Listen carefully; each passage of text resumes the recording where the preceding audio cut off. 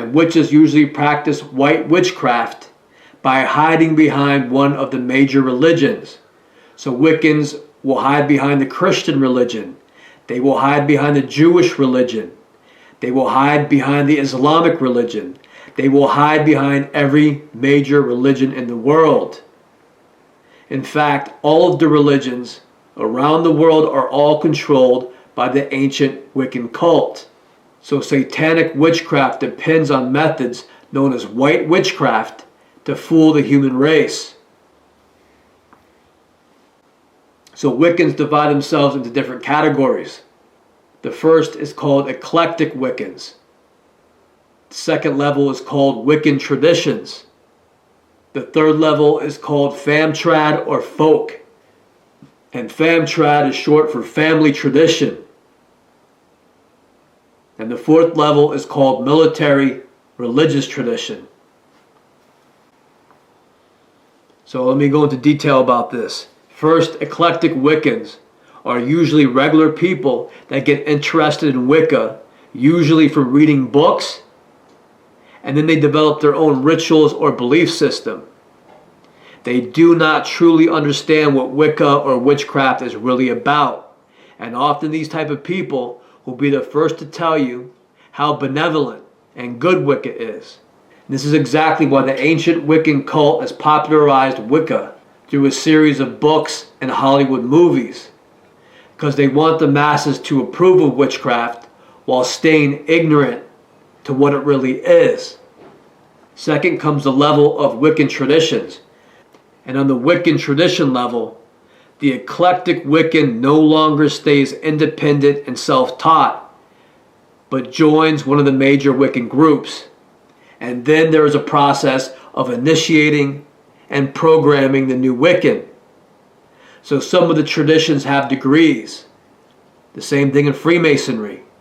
And eventually the new Wiccan takes oaths, swearing allegiance to the group and swearing that they will not talk about what they will begin to learn. So of course at this point, the Wiccan coven begins to take more control of the new Wiccan's life as they get more involved in the religion.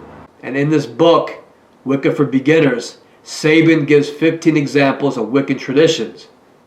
And traditions are forms of Wicca that are practiced all around the world. For example, there are African traditions called Santeria or Palo Mayombe.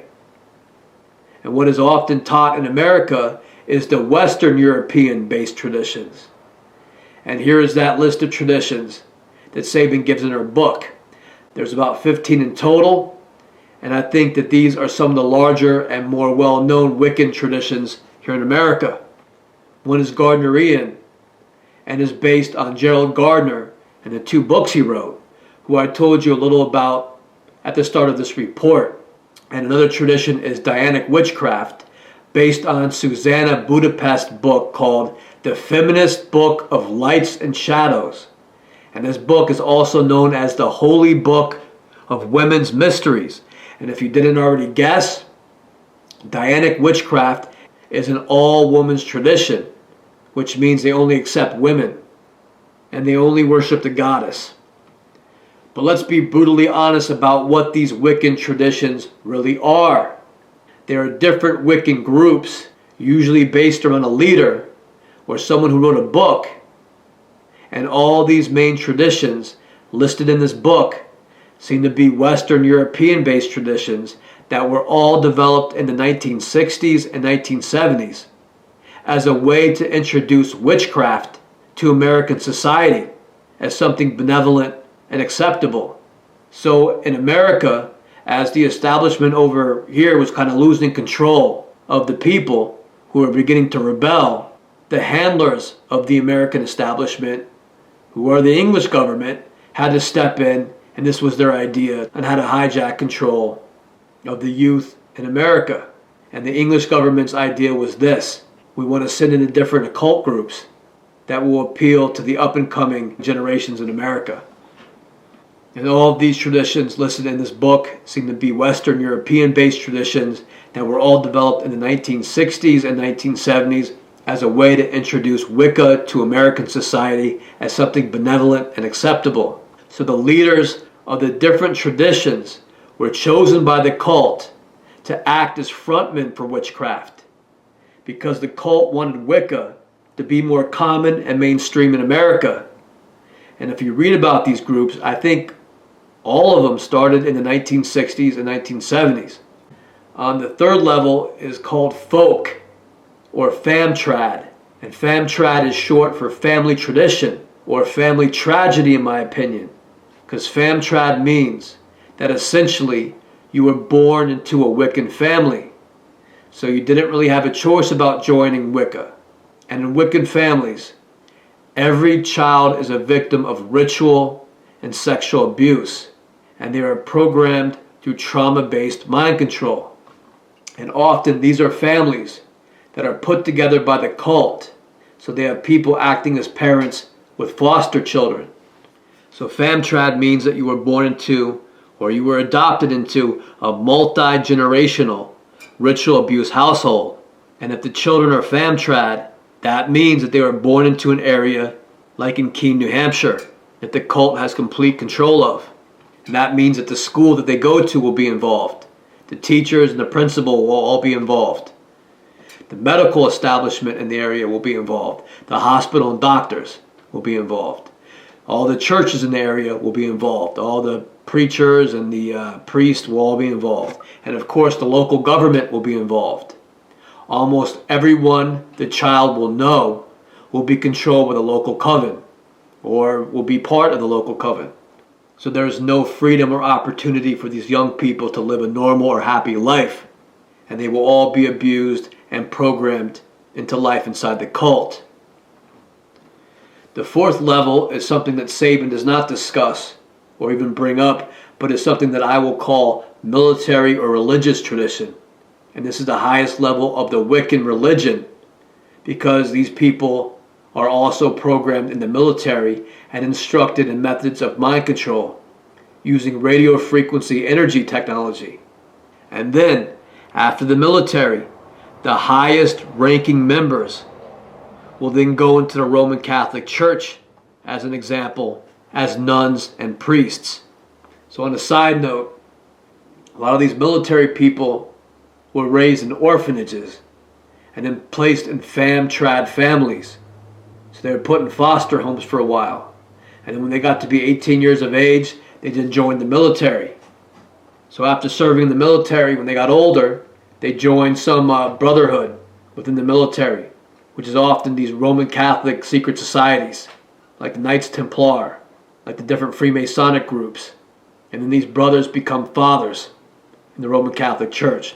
So there's a process that they go to from basically being abused as kids to join the military, then moving into a secret society or brotherhood, and then moving into the Roman Catholic Church to be priests. And in turn, they are the handlers of all the people that are just considered family tradition. And often these people who are famtrad, due to the abuse, they kind of come off as being very simple people that can't handle too much responsibility. So they need handlers and they need controllers, and they do well within an area like Keene, New Hampshire, where everything is controlled by the cult, everything is handled for them. That's who handles these people, is the military or religious tradition. The leaders, the priests, the rabbis.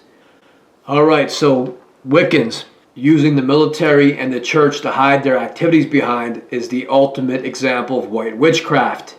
Because the worst covens that practice satanic witchcraft will always hide behind very pristine organizations like the U.S. military and the church.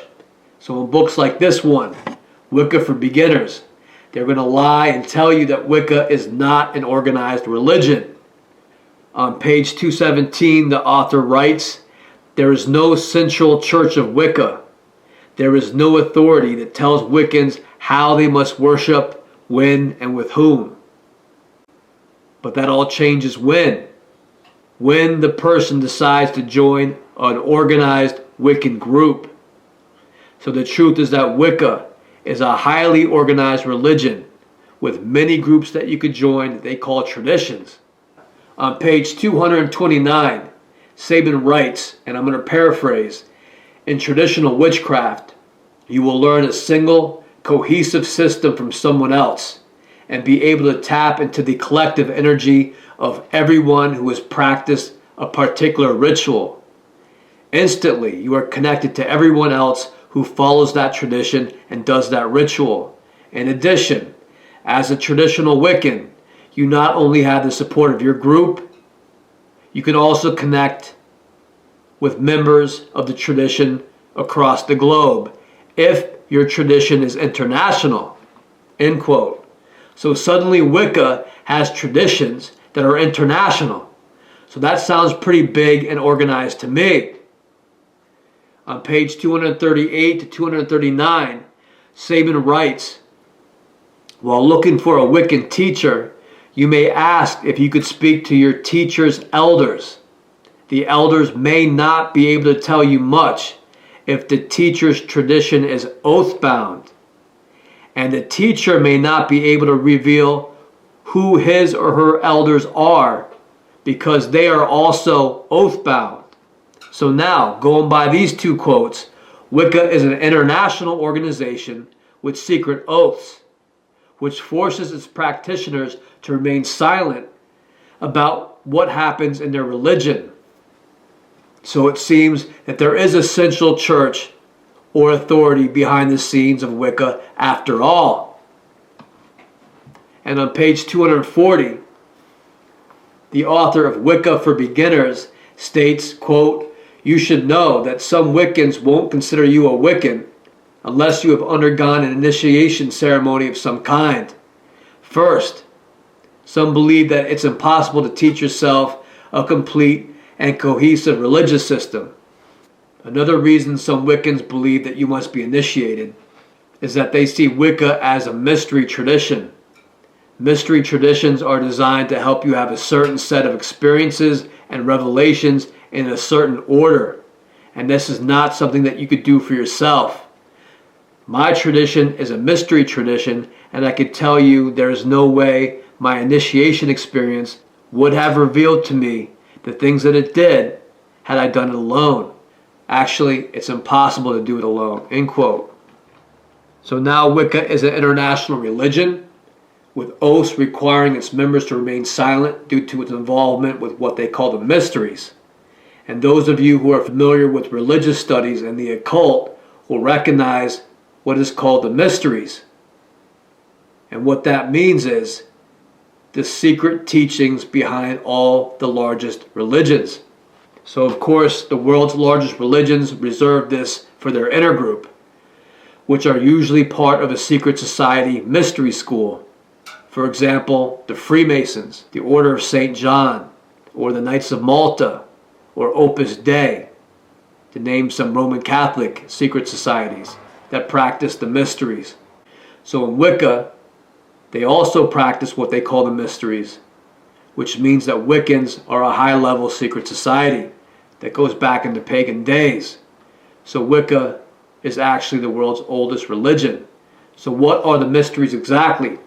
On page 14, Saban writes, quote, Wicca is a mystery tradition. There are certain spiritual experiences that are nearly impossible to put into words. Many of them have to do with big topics like death, love, deity, and birth. Mystery religions are those that create a venue where people can have an immediate experience of the reality of the divine. So in the mystery religions, they'll go through an interactive ritual that begins to take over their regular life, which will eventually be replaced entirely by the Wiccan cult. So the mysteries have a lot to do with programming and mind control and the manipulation of the subject along a course of events